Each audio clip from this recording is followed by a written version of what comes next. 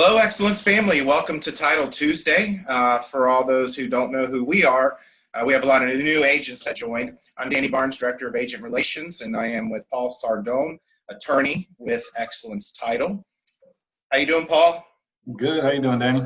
Good. Today, he's going to talk about the different ways to take title in the state of Florida. So I'll turn it over to Paul at this time, and thanks again for joining, everybody. Yeah. So, Danny, there's three main ways that buyers take title in Florida. The most common is just a general warranty deed, which is the statutory warranty deed. That's probably the strongest way to take title, because in that one, a seller is guaranteeing the title subject to things listed on the deed, like taxes for that year, things that run with the land. That's the most common one. You do see another type, which is called a special warranty deed.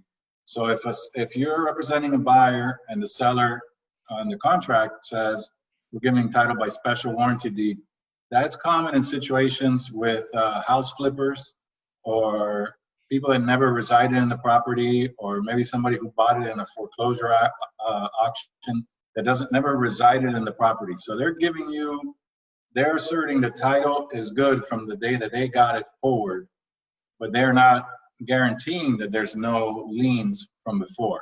So in that situation, it's important to have your attorney, hopefully us, your title agent, hopefully us as well, review the title carefully to that property, as that owner may have just taken title from somebody else. It may have been a distress situation where those sometimes come with other liens and other issues. The third form, which is pretty common, is the quitclaim deed.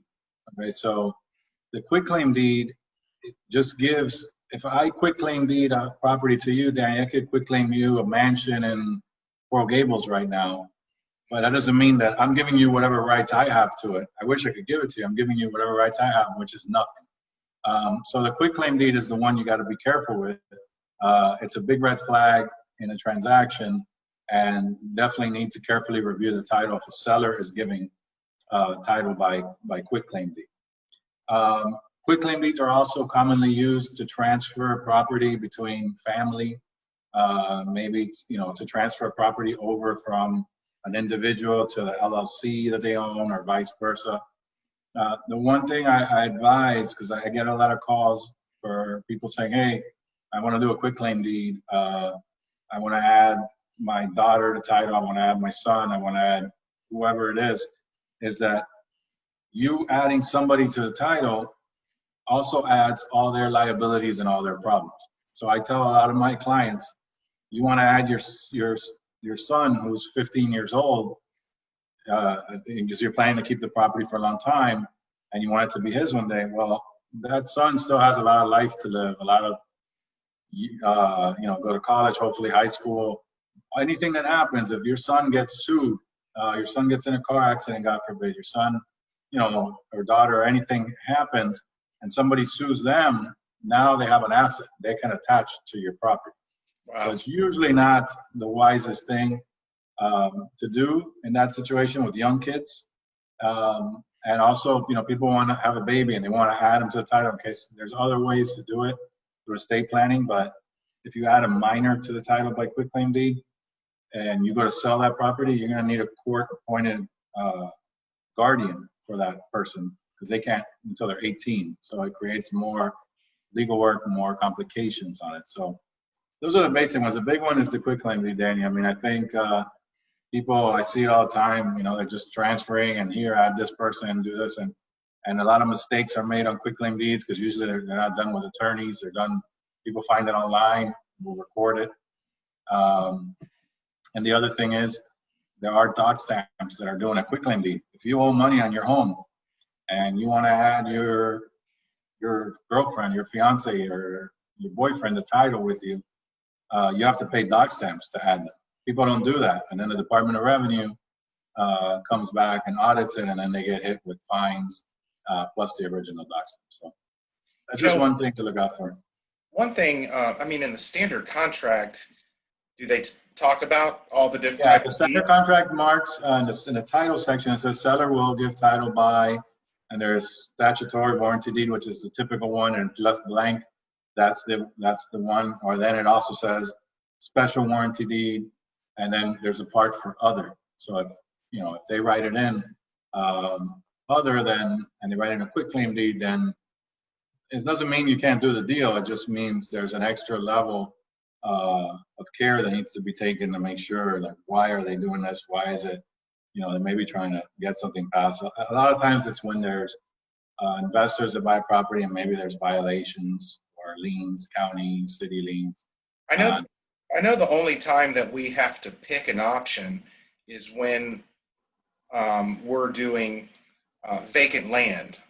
Yeah, There's a couple options there. So most of the time we want that special warranty. Right, in the general contract, I would say 90%, 99% of the time, nobody touches that section of how the seller's going to get it, because it's assumed that it's going to be a general warranty.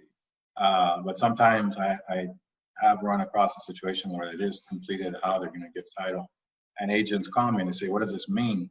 Right. We get that too. Yeah, I don't know if to accept this because I don't know what it is. So it's good to know what the different kinds are so you can see it right away. You still need an attorney to, and you can tell your clients. I always tell agents, I tell you all the stuff and I teach it so you know it, but you can't be giving legal advice to your buyers. That's what we're here for. So right. That's a big no-no and a big liability. We just get questions which one to check on the vacant land contract. Yeah. I mean, the general is the warranty deed is the way to go if you can do. Yeah. Okay, good. Yep. So yeah, that's it. That's the basic ways. I mean, there's other ones I'm not going to get into, like the certificate of title, which is a foreclosure, share of sales. We just did one on a judgment where we seized the property. A client of mine had a judgment, and we found some properties that weren't protected, and we received the sheriff's deed. But you're very rarely going to come across that. I won't bore everybody with the details on that one. Right. Yeah. And if you have any questions, Paul's available. Just message him on work chat. He'll call you right away. Yeah, I mean, it's I appreciate the support. A lot of agents were getting we've gotten several orders in the past week, and you guys that have reached out through work chat, I respond pretty quickly, and that's the best way to reach me. Yeah. And I hope everybody's happy with it and everybody's getting the answers they need when they're in the situation. And if you need to submit a title order, excellencetitle.com, top right, submit title order. Just click on the button and get the process started. It's very simple. Definitely. Yep. All right. Well, Paul, thanks for joining us today for Title Tuesday. And thank you, everybody else, for joining too. And as always, together moving forward. Take care. All right. Thanks, Paul. Thank you.